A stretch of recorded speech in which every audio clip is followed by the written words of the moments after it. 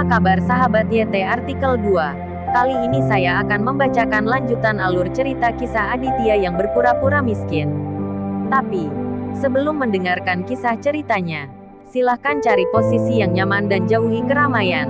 Dan jangan lupa pasang headsetnya. Dan inilah alur cerita kisah Aditya anak bos besar yang berpura-pura miskin. Episode 117. Kisah Aditya anak bos besar yang berpura-pura miskin. Kartika mati-matian melindungi pakaiannya. Dia benar-benar putus asa sekarang.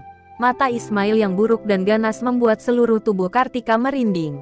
Kartika secara alami tahu persis apa yang ingin dilakukan oleh tuan muda dari grup Serigala. Tuan muda Ismail, jangan lakukan ini. Apa yang kamu lakukan? Kartika berteriak ketakutan, mencakar Ismail. Nurul melihat putrinya diganggu seperti ini. Jadi dia berhenti. Meskipun dia sangat takut pada Ismail, dia tidak peduli lagi. Jadi dia bergegas dan membantu putrinya menangani Ismail. Bahwa Andi Muhammad berdiri di samping seperti anak-anak. Pacarnya diganggu seperti ini. Dia tidak berani untuk menyelamatkannya. Tuan muda dari grup Serigala terlalu menakutkan bagi Andi Muhammad. Dia lebih suka diidentifikasi oleh Kartika sebagai pengecut sampah daripada dipukuli oleh grup Serigala.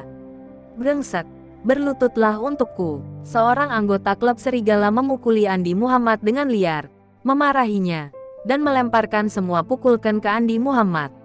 Andi Muhammad kurang beruntung. Dia dipukuli dan diteriaki.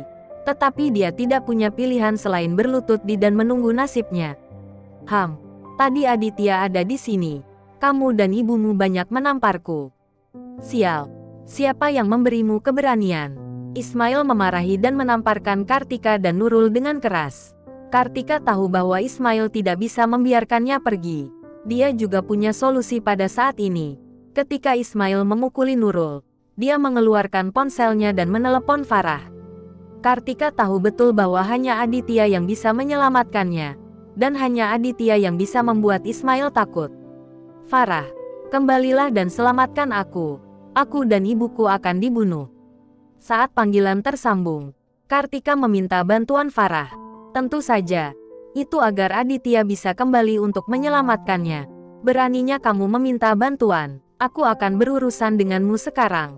Ismail sangat marah, datang dan meraih ponsel Kartika, dan kemudian menendangnya hingga hancur berkeping-keping.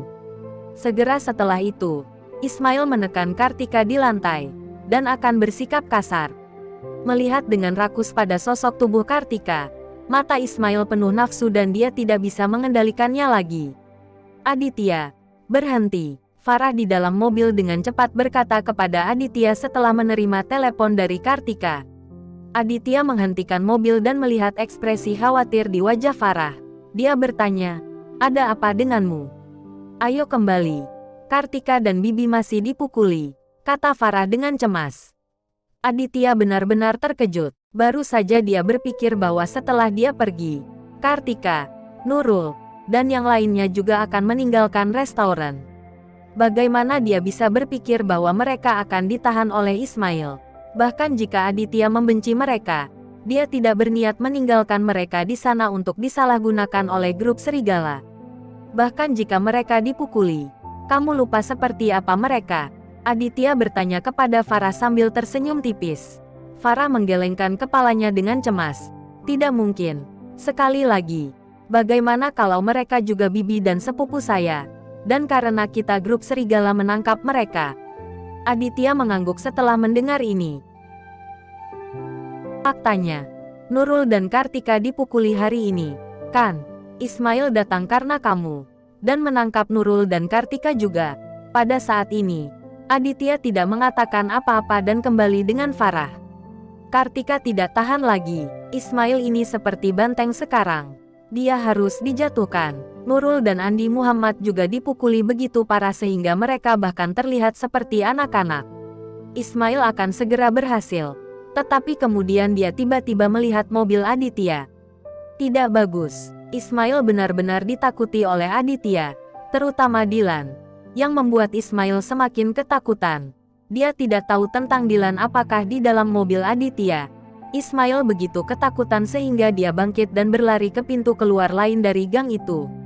"Saudara-saudara, lari!" Sambil berlari, Ismail berteriak agar bawahannya mengikuti.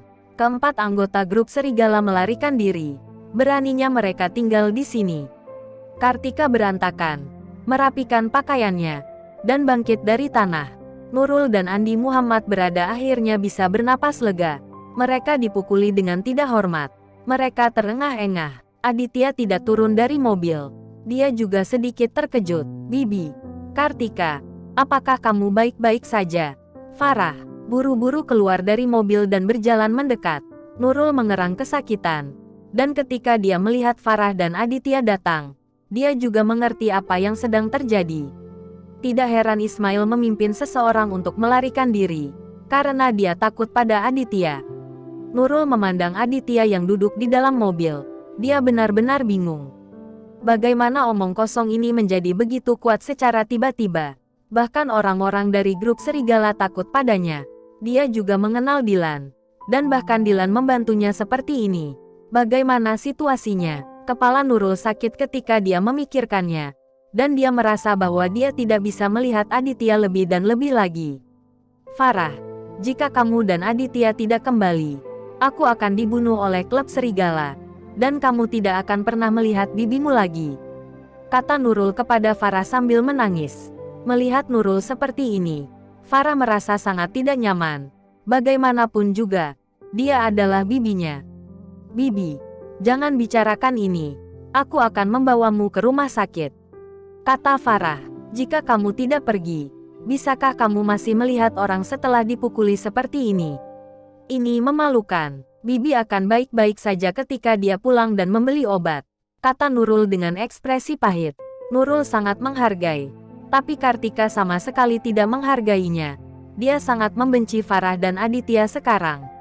Dia merasa bahwa jika Aditya dan Farah tidak bertentangan dengan Ismail, dia tidak akan dipukuli seperti ini oleh grup serigala. Hal yang paling memalukan adalah ketika Aditya pergi. Dia tidak membawanya. Jadi dia hampir kehilangan nyawanya. Bu, ayo pergi." Setelah memelototi Farah, Kartika menarik Nurul untuk pergi. Farah tidak repot-repot memperhatikan Kartika ketika dia melihat penampilan Kartika. "Kartika, aku akan membawamu ke dokter." Andi Muhammad berlari mengejar Kartika dan berkata pelan. Kartika menamparkan Andi Muhammad 2 kali. Sangat marah hingga alisnya berdiri. "Lihatlah doktermu yang lumpuh. Dasar bajingan, aku akan dibunuh. Dan kamu tidak membantu." Kartika menunjuk Andi dan memarahinya. Andi dipukuli begitu banyak sehingga dia tidak marah sama sekali. Itu benar, dia pengecut sekarang. "Kartika, aku, jangan panggil aku. Jangan ganggu aku mulai sekarang." Kartika berbalik dengan marah dan pergi bersama Nurul. Andi Muhammad berdiri di sana seperti orang bodoh dan menatap Aditya di dalam mobil. Dia menyesalinya di dalam hatinya. "Jika saya tahu bahwa Aditya sangat arogan, saya seharusnya tidak memandang rendah Aditya di restoran barbecue. Jika saya tidak menyinggung Aditya, saya akan makan barbecue dan minum anggur merah dengan Aditya sekarang. Dan saya tidak akan dipukuli seperti ini. Kakak ipar, itu semua salahku untuk memandang rendah orang, jangan marah padaku." Andi Muhammad berlari ke mobil Aditya dan terus mengatakan hal-hal baik. Jadi dia hampir berlutut ke Aditya. Melihat penampilan murahan Andi Muhammad saat ini, Aditya hanya tersenyum dingin. Tidak tertarik untuk mengabaikan orang seperti itu. Dia mengusir Farah dari sini dan kembali ke rumah. Dahlia linglung di rumah saat ini. Dan sekarang pikirannya penuh dengan uang tunai 100 miliar. Banyak uang. Betapa hebatnya mendapatkan semuanya di rumah. Melihat Aditya dan Farah kembali, Dahlia terpental dari sofa seolah-olah pantatnya terbakar. "Aditya, apakah kamu berbohong padaku? Bukankah 100 miliar itu benar-benar milikmu? Apakah itu benar-benar dari Universal International?" Dahlia menatap lurus ke arah Aditya seperti seorang tahanan. Aditya benar-benar terdiam. Sepertinya Dahlia belum menyerah. Aditya terlalu malas untuk memperhatikan Dahlia. Aditya kembali ke kamarnya tanpa mengucapkan sepatah kata pun. Dengan cara ini, Dahlia menjadi lebih curiga. Menarik Farah dan bertanya, "Farah, Beritahu ibu bahwa 100 miliar milik Aditya, kan? Farah menghela nafas tanpa daya. Bu, bukankah ini iblis? Masih mikir yang 100 miliar. Pengen banget gila uang. Bu, apakah kamu tidak tahu apa yang terjadi dengan Aditya? Dia bahkan tidak memiliki pekerjaan. Dari mana dia bisa mendapatkan begitu banyak uang? Farah bertanya secara retoris. Kemudian Dahlia sedikit tenang dan berkata dengan marah, omong kosong ini nyata. Apa yang kamu pamerkan dengan uang orang lain? Itu membuatku merasa seperti rumput yang tumbuh. Ini menyebalkan. Farah tidak mengatakan apa-apa lagi, tetapi dia bisa melihat keinginan Dahlia akan uang terlalu kuat. Jangan katakan bahwa Aditya tidak punya banyak uang. Bahkan jika Aditya benar-benar punya 100 miliar, dia tidak bisa memberitahu ibunya. Jika tidak, keluarga akan kacau balau.